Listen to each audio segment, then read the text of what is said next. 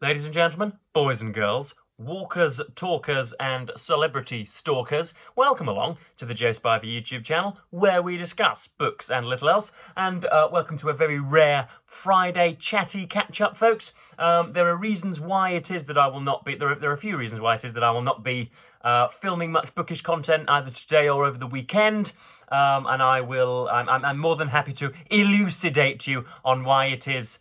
Is elucidate something that is done to you or something that is done by an interlocutor? I'm not too sure, but I'm going to roll with it. I'm more than happy to elucidate you as to why that is.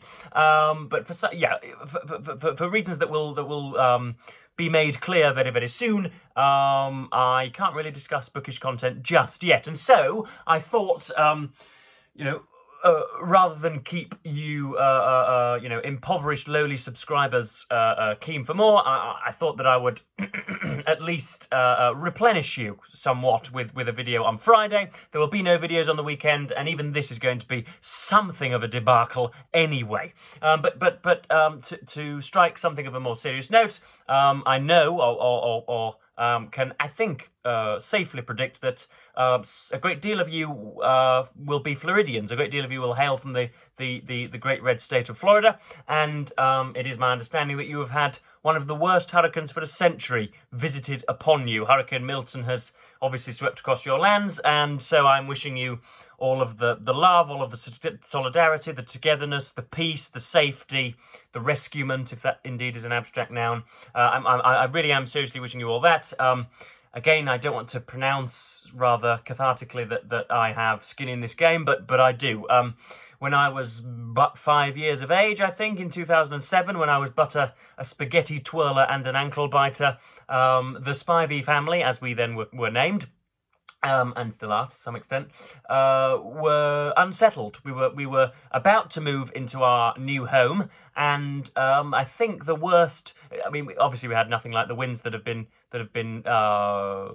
experienced in Florida, but there was flooding, immense flooding, 3 feet flooding that rendered our house unlivable, and then we had to go and live in the house of my paternal grandparents, who themselves had to then go and live in a Withensea caravan for, I think, a period of 6 months. So I do know what it is like to be cruelly plucked from your stability by Mother Nature and her capricious whims. So all the love, all the solidarity, anything I can do which is non-pecuniary for you, I shall certainly try. But anyway, interestingly enough, not entirely unrelated, there was a glitch on the BBC's meteorological systems yesterday. So anybody, I think it was in Nottingham and the south of England, who was logging onto their weather apps will have been somewhat bemused and appalled, maybe even, to find that the weather systems predicted were going to soar to 4,804 miles per hour. As you can see there, hurricane force winds, 14,804 miles per hour winds were being predicted from a southwesterly direction, don't you know?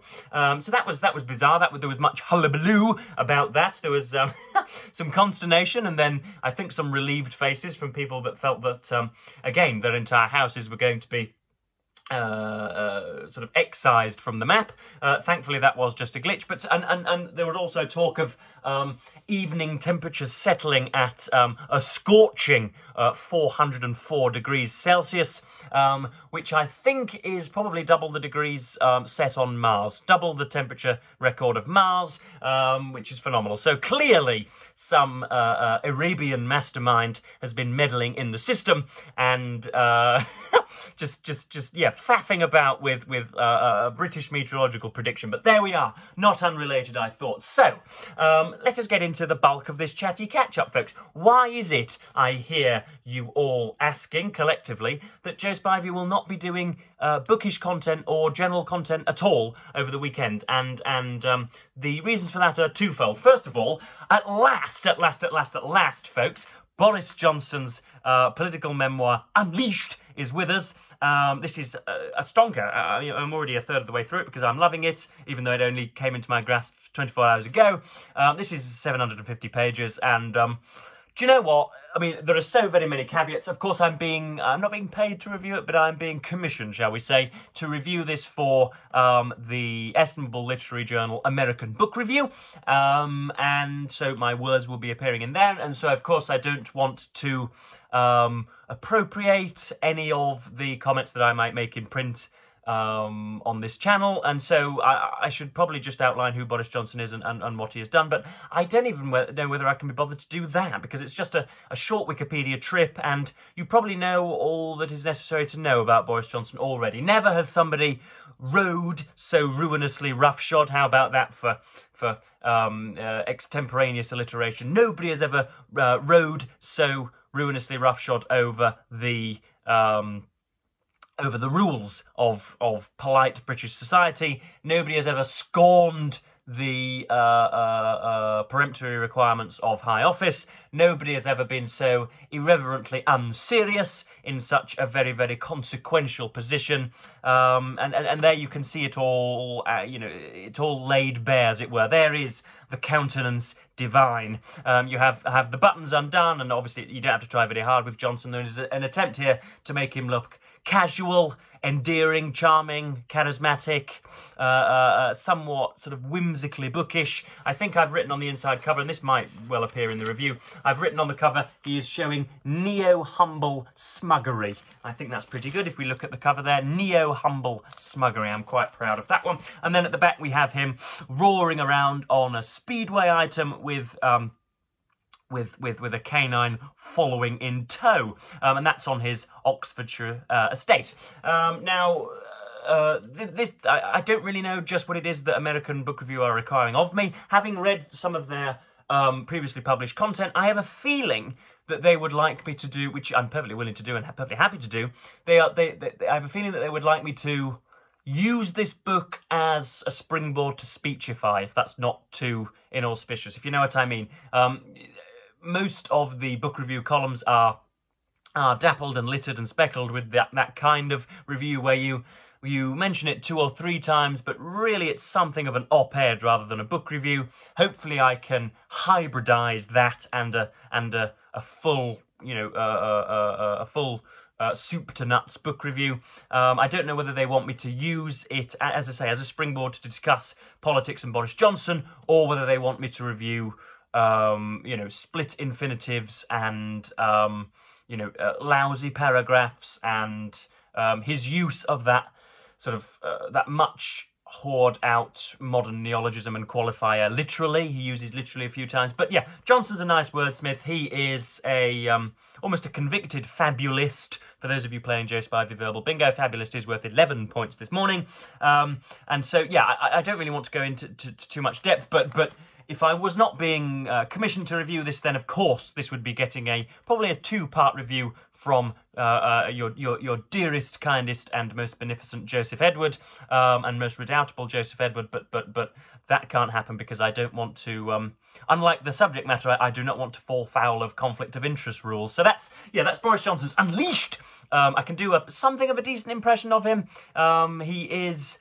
I'm going to call him a lupine teddy bear. In other words, he looks like a teddy bear, but underneath such tomfoolery, such very, very carefully coordinated tomfoolery, is a wily, cunning fox. But anyway, that's me sort of declaring my positions before the review comes out. And then what else have we got to discuss? Well, another reason that I will not be startling your screens at the weekend is because, as I'm sure you are, I'm sure you're all too aware, Hull Kingston Rovers, the mighty red and whites, the mighty Robins from the bleak and barren precinct of East Hull, are playing in a grand final this weekend. They're a rugby league side, and they are playing the Wigan Warriors at the Manchester Stadium of Old Trafford. This is the biggest game of the year, and somehow this incredibly fallible, this preeminently vincible team of yesteryear have somehow made it to the top of the sport almost. They were top of the league for a good while and look for all love and money like lifting some silverware at last. Goodness me, we are going to be emboldened, and we are going to be silvered with the benisons of success pretty soon. I hope. And so on Saturday I shall be spending some of the day with Boris Johnson and then some of the day at my maternal grandparents, getting royally sozzled and also downing a kind of family's worth of polysaturated fats as well. So I shan't be much the wiser on Saturday night, and I think I shall be something of a lout on Sunday morning as well. Worth pointing out, I was going to mention also that again, a line that I'm going to coin. I think Boris Johnson lives in a kind of perpetual Sunday morning, folks, doesn't he? He's always very slapdash, always very lacklustre, and always bungling about looking for his next paycheck. Anyway, yes, so Saturday and Sunday are almost certainly going to be a write-off for me, regardless of the result. And if we win, I should imagine that Monday and Tuesday of 2027 will also be ruled out as well, because I shall be so, as I say, so imprisonably drunk that I shan't be decent company. But and that's why Saturday and Sunday probably aren't going to see much. You're not going to see many of my videos. But I just wanted to ask. I just wanted to wonder one of two things. First of all, do you write about your books? Because again, I'm trying to bifurcate in this video. I'm trying to bisect this video because I'm writing so. I'm writing so freely at the moment. These are just notes with some page numbers there and some themes broadly outlined, and essentially just plot regurgitation, or not plot regurgitation, but you know what I mean. Do you write about your books? Do you obviously some of you annotate in pencil, as all upstanding citizens should, but do you write notes about it? And if for example you are a benighted booktuber like myself, do you prepare in any way like this? Do you have things set up like Masters of International Foreign Exchange analysts, or do you not bother? Because I find that it enriches my experience 3 or 4-fold, folks. And yeah, I just wanted to know: do you do this? It seems an odd act, but it is. You will reap rewards. It's a very, very, very rewarding practice, and I wanted to know whether you do that. And I also wanted to know how, obviously, bookishness seems to be almost antithetical to sport, or at least the kind of gathering together of egomaniacal fans. But do any of you find bookish booktube followers? Do you engage with your local sports team? Do you, heaven forbid, attend the matches? Are you part of a club? What the hell do you do? Because I'm going to put this quite lightly. I don't play chess. I'm not a chorister. I don't knit wool with the aged at the local kind of octogenarian sanctuary. I don't go out fundraising for seals. I don't pick up the litter. I'm not a member of a book club. I don't wear... I'm not a kind of high-vis donned volunteer. I have sort of shamefully few interactions with my local community, and yet, having not attended a game for a good 5 or 6 years, and not even bought a shirt over the last 5 or 6 years either, I feel part of a community this weekend. The game is to take place at 6 p.m. on Saturday, and suddenly I feel accordance or some sort of similarity with with my fellow parishioners as a fan of Hull Kingston Rovers. So, do you engage with goodness knows who, the Pittsburgh Steelers, or the Calcutta Gems, or the kind of Bratislavan Brutalizers? Do you have a local sports team who play ice hockey, or who bobsleigh, or who play Jupiterian basketball, or Tibetan rounders, or American football, or heaven forbid women's netball?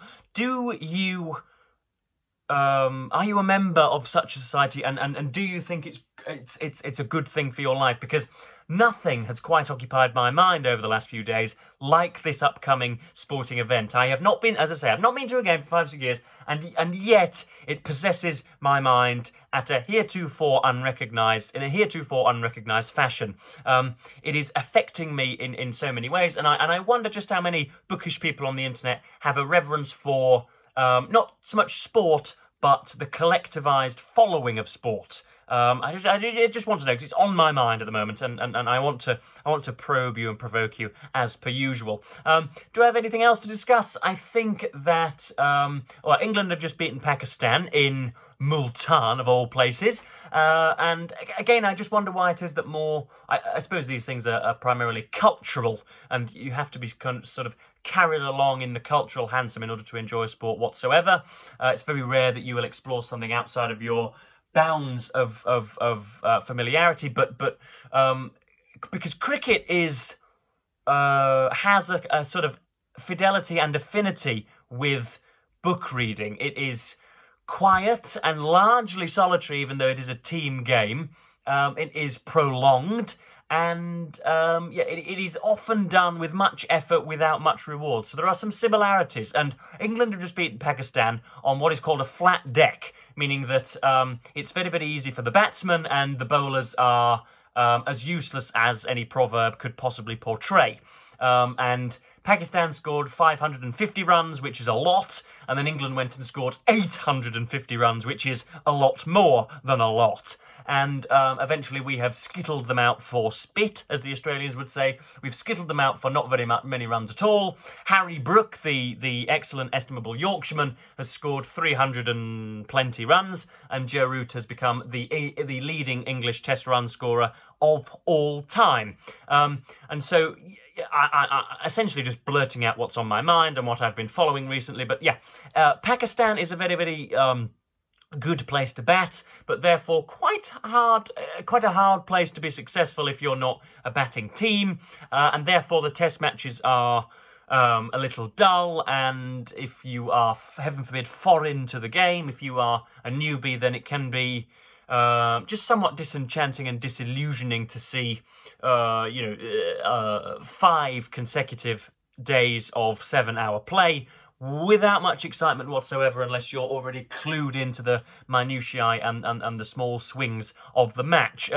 What else is it I've got to discuss? I think that just about covers me, folks. I know this has been rather disconnected and not altogether fantastic, but I just wanted to check in. I just wanted to reassure you all that I even though I won't be publishing over the weekend, I am still my heart is still beating, and my vena cava is still passing either deoxygenated or oxygenated blood. I was going to pluck for one of the two, but I'll just cover the bases and say both. I am still alive, and I am still wide-eyed, and I am still keen to produce, but other things are claiming my attention, folks, over the weekend, as I'm sure you are happy to understand.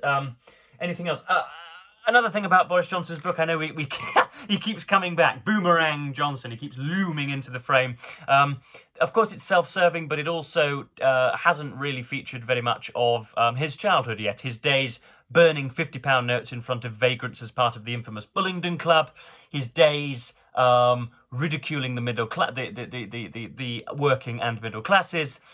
His days as a kind of swashbuckling egotist at Eton and Balliol College, Oxford. So yeah, it hasn't really. It's not such a memoir in so strict a set of terms. But my grandparents are going to be visiting me in the next sort of half an hour, so I am going to have to check out. And I know, that, yeah, as I say, this has been a bit disjointed. I haven't felt myself. There were, in all honesty, folks, there were 2 or 3 reruns before I did this, where I spoke for 1 or 2 minutes and didn't quite pick up the gravamen of the video, and I don't believe I've done so now either. So it's very, very rare that I can't just click record and come out with a kind of gorgeous hymn sheet of brilliant speechifying, but today I've struggled. I've really struggled. I don't know why that is. It's a strange one, but yeah, I wanted to get a Friday video out, a chatty catch up of some description. This video is almost certainly, the more I'm chuntering on, the lower the merit of the video. So I'm probably going to stop now, and as ever, BookTube, thank you ever so much for watching, and of course, say goodbye.